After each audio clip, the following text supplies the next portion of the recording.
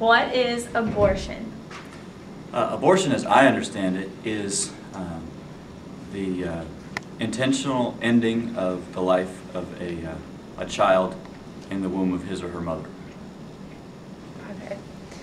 What is the church's stance on abortion? Well, the church has always, from the time of the apostles, looked at abortion as something that is intrinsically wrong, intrinsically evil. However, the issue is very complex, and we have to take into consideration, or I should say be mindful of and sensitive towards the suffering that people who are tempted to have an abortion are going through. So there's more to the abortion issue than simply saying that it's wrong.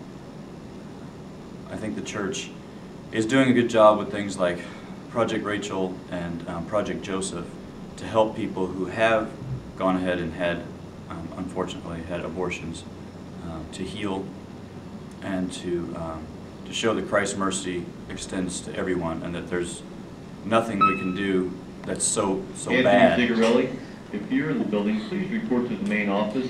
Anthony Zigarelli, your car is about to be towed from a teacher spot. Thank you.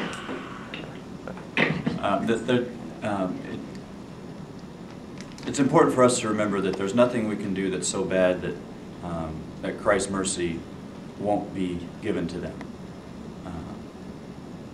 Furthermore, a lot of times I think it's easy to just blame the woman who has an abortion for having the abortion, when in fact, as I have seen myself with people that I've known that have unfortunately had abortion, a lot of times the woman or the girl doesn't really want to have the abortion, but sometimes her family or friends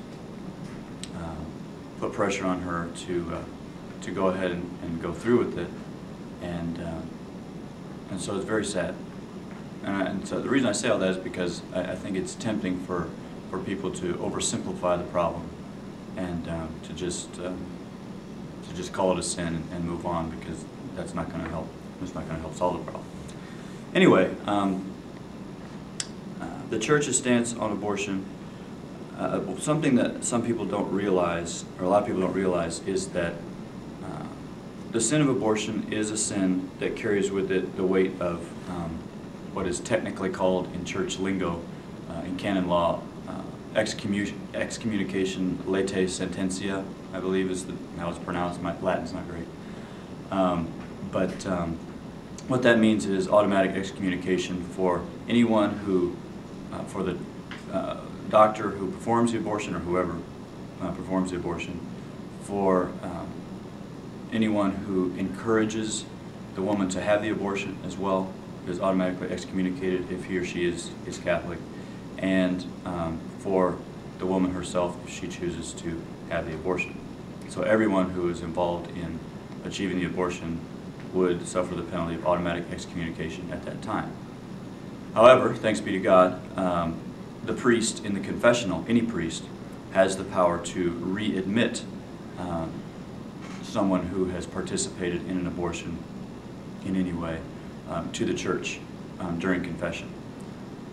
So it's not the type of excommunication where you have to like write a letter to the Pope or something in order to be readmitted to the church. I don't know. Oh, as far as from Scripture, the church's stance on abortion comes from both the Old and New Testaments. Jeremiah talks about how the Lord knit him together in his mother's womb, and the psalmist sings of thanksgiving to God for he says, "You formed me in the womb and you knew me." Okay, so he knew, God knew him. If it's King David or whoever's writing that psalm, God knew him in the womb before he was ever born. Furthermore, the church also takes advantage of the goodness of science, and how science is able to show that even an embryo, and then of course after that a fetus, has a distinct DNA code that is different from his mother's and different from his father's. That is a separate person, and well, at least organism, according to science, growing inside the mother. It is number one, human, based on the number of chromosomes, and it is number two, like I said, distinct from the mother. So it's not another body part, as some would like to argue, that's just part of the mother's body. It is distinct from the mother biologically. I guess that's all I've got on like the church's stance for right now on abortion. Go ahead. When, in the Catholic opinion, when does life start with the baby? The church does not have an official teaching that says life, like the soul, is infused in the body at any 1 second. There have been saints who have theorized that it is infused right at the moment of conception. There are others who theorize maybe it was possible that, you know, a few seconds after conception the soul is infused. However, the church now has said that the embryo at the moment of conception is alive. So to answer your question, when does life begin, human life begin? That's when it begins. Now some people, some theologians and scientists will argue, well, we don't know when the soul actually enters the body. You could say that about anyone after birth too. You could say that about a 2-year-old or even a 1-year-old or a 1-month-old. We don't know if there's a soul in that body.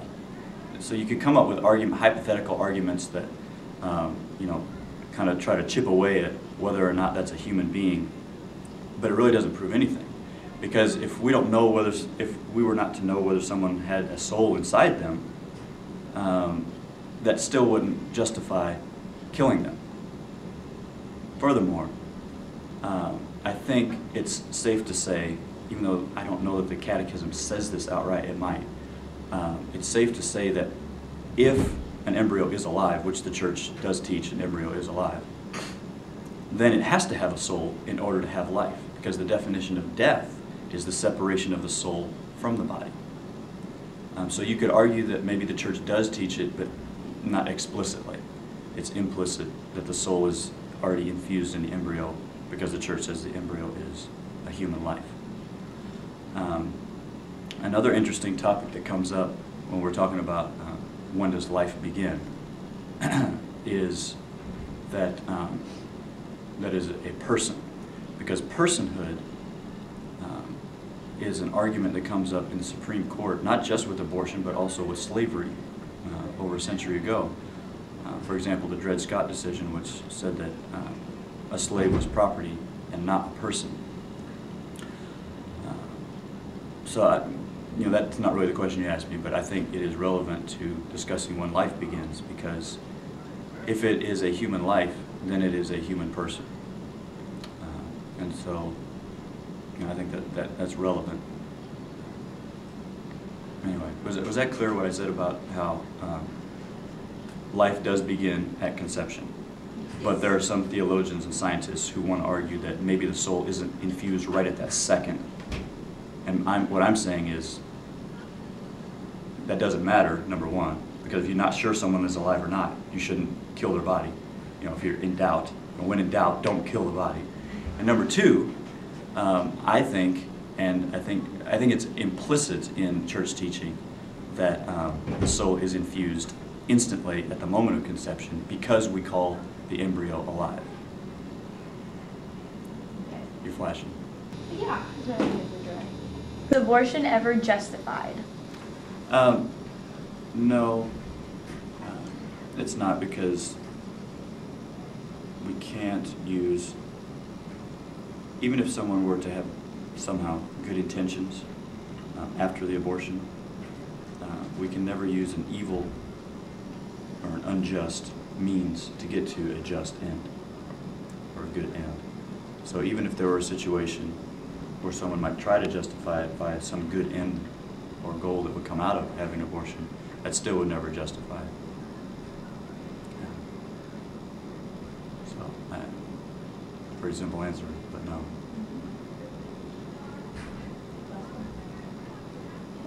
How close are we to abolishing it, if at all?